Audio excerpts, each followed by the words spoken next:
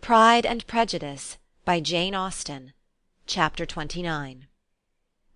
Mr. Collins's triumph, in consequence of this invitation, was complete.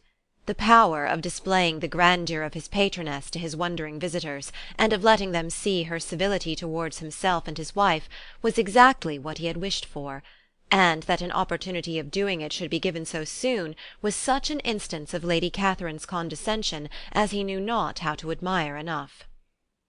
"I confess," said he, "that I should not have been at all surprised by her ladyship's asking us on Sunday to drink tea and spend the evening at Rosings. I rather expected, from my knowledge of her affability, that it would happen. But who could have foreseen such an attention as this? Who could have imagined that we should receive an invitation to dine there? An invitation, moreover, including the whole party, so immediately after your arrival." "I am the less surprised at what has happened," replied Sir William, "from that knowledge of what the manners of the great really are, which my situation in life has allowed me to acquire. About the court, such instances of elegant breeding are not uncommon." Scarcely anything was talked of the whole day or next morning but their visit to Rosings. Mr. Collins was carefully instructing them in what they were to expect, that the sight of such rooms, so many servants, and so splendid a dinner, might not wholly overpower them. When the ladies were separating for the toilette, he said to Elizabeth, "Do not make yourself uneasy, my dear cousin, about your apparel. Lady Catherine is far from requiring that elegance of dress in us which becomes herself and her daughter. I would advise you merely to put on whatever of your clothes is superior to the rest. There is no occasion for anything more. Lady Catherine will not think the worse of you for being simply dressed.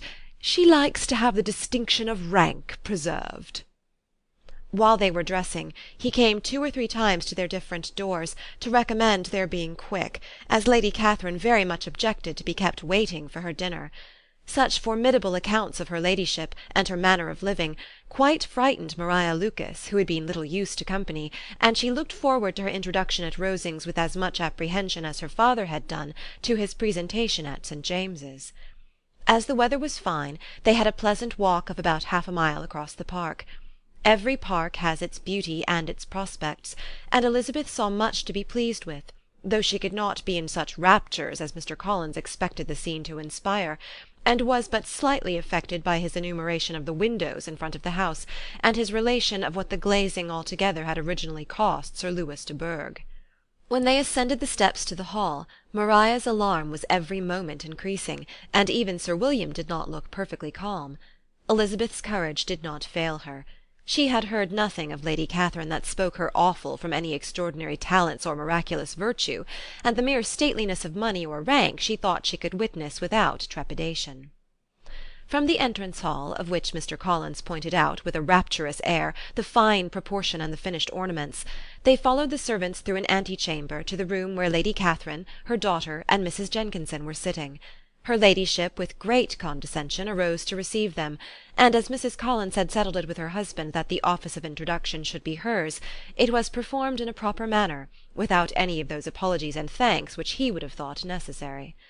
In spite of having been at St. James's, Sir William was so completely awed by the grandeur surrounding him that he had but just courage enough to make a very low bow and take his seat without saying a word, and his daughter, frightened almost out of her senses, sat on the edge of her chair, not knowing which way to look. Elizabeth found herself quite equal to the scene, and could observe the 3 ladies before her composedly. Lady Catherine was a tall, large woman, with strongly marked features, which might once have been handsome. Her air was not conciliating, nor was her manner of receiving them such as to make her visitors forget their inferior rank. She was not rendered formidable by silence, but whatever she said was spoken in so authoritative a tone as marked her self-importance, and brought Mr. Wickham immediately to Elizabeth's mind, and from the observation of the day altogether she believed Lady Catherine to be exactly what he represented. When, after examining the mother, in whose countenance and deportment she soon found some resemblance of Mr. Darcy, she turned her eyes on the daughter, she could almost have joined in Maria's astonishment at her being so thin and so small. There was neither in figure nor face any likeness between the ladies. Miss de Bourgh was pale and sickly, her features, though not plain, were insignificant, and she spoke very little, except in a low voice to Mrs. Jenkinson, in whose appearance there was nothing remarkable, and who was entirely engaged in listening to what she said, and placing a screen in the proper direction before her eyes. After sitting a few minutes, they were all sent to one of the windows to admire the view, Mr. Collins attending them to point out its beauties, and Lady Catherine kindly informing them that it was much better worth looking at in the summer. The dinner was exceedingly handsome, and there were all the servants and all the articles of plate which Mr. Collins had promised, and, as he had likewise foretold, he took his seat at the bottom of the table by her ladyship's desire, and looked as if he felt that life could furnish nothing greater. He carved, and ate, and praised with delighted alacrity, and every dish was commended, first by him and then by Sir William, who was now enough recovered to echo whatever his son-in-law said, in a manner which Elizabeth wondered Lady Catherine could bear. But Lady Catherine seemed gratified by their excessive admiration, and gave most gracious smiles, especially when any dish on the table proved a novelty to them. The party did not supply much conversation. Elizabeth was ready to speak whenever there was an opening, but she was seated between Charlotte and Miss de Bourgh, the former of whom was engaged in listening to Lady Catherine, and the latter said not a word to her all dinner-time. Mrs. Jenkinson was chiefly employed in watching how little Miss de Bourgh ate, pressing her to try some other dish, and fearing she was indisposed. Maria thought speaking out of the question, and the gentlemen did nothing but eat and admire. When the ladies returned to the drawing-room, there was little to be done but to hear Lady Catherine talk, which she did without any intermission till coffee came in, delivering her opinion on every subject in so decisive a manner as proved that she was not used to have her judgment controverted. She inquired into Charlotte's domestic concerns familiarly and minutely, gave her a great deal of advice as to the management of them all, told her how everything ought to be regulated in so small a family as hers, and instructed her as to the care of her cows and her poultry. Elizabeth found that nothing was beneath this great lady's attention which could furnish her with an occasion of dictating to others. In the intervals of her discourse with Mrs. Collins, she addressed a variety of questions to Maria and Elizabeth, but especially to the latter, of whose connections she knew the least, and who she observed to Mrs. Collins was a very genteel, pretty kind of girl. She asked her at different times how many sisters she had, whether they were older or younger than herself, whether any of them were likely to be married, whether they were handsome, whether they had been educated, what carriage her father kept, and what had been her mother's maiden name. Elizabeth felt all the impertinence of her questions, but answered them very composedly.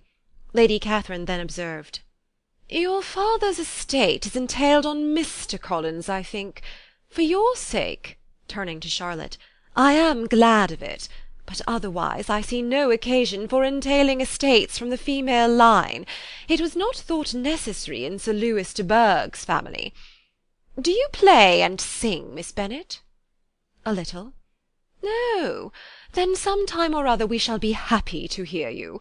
Our instrument is a capital one, probably superior to— you shall try it some day.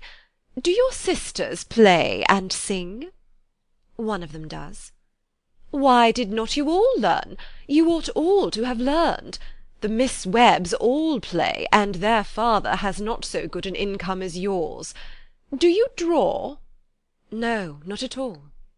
"What, none of you?" "Not one." "That is very strange. But I suppose you had no opportunity. Your mother should have taken you to town every spring for the benefit of masters." "My mother would have had no objection, but my father hates London." "Has your governess left you?" "We never had any governess." "No governess?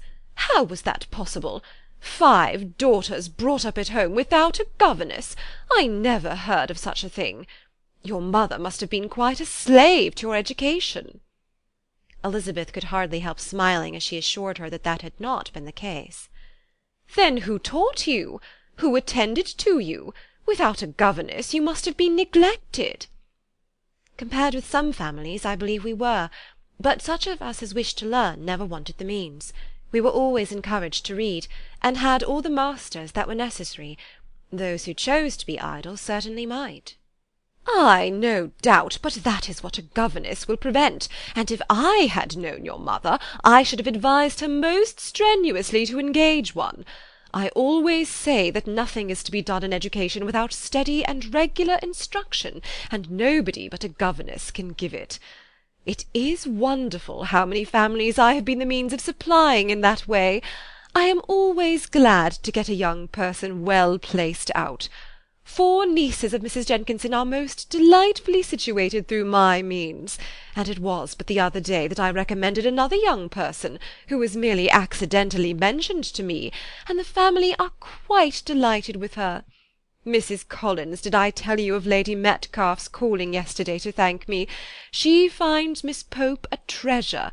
Lady Catherine, said she, you have given me a treasure. Are any of your younger sisters out, Miss Bennet? Yes, ma'am, all. All? What, all 5 out at once? Very odd, and you only the second. The younger ones out before the elder ones are married. Your younger sisters must be very young. Yes, my youngest is not 16. Perhaps she is full young to be much in company. But really, ma'am, I think it would be very hard upon younger sisters that they should not have their share of society and amusement, because the elder may not have the means or inclination to marry early. The last born has as good a right to the pleasures of youth as the first, and to be kept back on such a motive, I think it would not be very likely to promote sisterly affection or delicacy of mind. Upon my word, said her ladyship, you give your opinion very decidedly for so young a person. Pray, what is your age? With 3 younger sisters grown up, replied Elizabeth, smiling, your ladyship can hardly expect me to own it. Lady Catherine seemed quite astonished at not receiving a direct answer, and Elizabeth suspected herself to be the first creature who had ever dared to trifle with so much dignified impertinence. You cannot be more than 20, I am sure. Therefore you need not conceal your age. I am not 21. When the gentlemen had joined them, and tea was over, the card tables were placed. Lady Catherine, Sir William, and Mr. and Mrs. Collins sat down to quadrille, and as Mr. Berg chose to play at casino, the 2 girls had the honour of assisting Mrs. Jenkinson to make up her party. Their table was superlatively stupid. Scarcely a syllable was uttered that did not relate to the game, except when Mrs. Jenkinson expressed her fears of Mr. Berg's being too hot or too cold, or having too much or too little light. A great deal more passed at the other table. Lady Catherine was generally speaking, stating the mistakes of the 3 others, or relating some anecdote of herself. Mr. Collins was employed in agreeing to everything her ladyship said, thanking her for every fish he won, and apologizing if he thought he won too many. Sir William did not say much. He was storing his memory with anecdotes and noble names. When Lady Catherine and her daughter had played as long as they chose, the tables were broken up, the carriage was offered to Mrs. Collins, gratefully accepted and immediately ordered. The party then gathered round the fire to hear Lady Catherine determine what weather they were to have on the morrow. From these instructions they were summoned by the arrival of the coach, and with many speeches of thankfulness on Mr. Collins' side, and as many bows on Sir William's, they departed.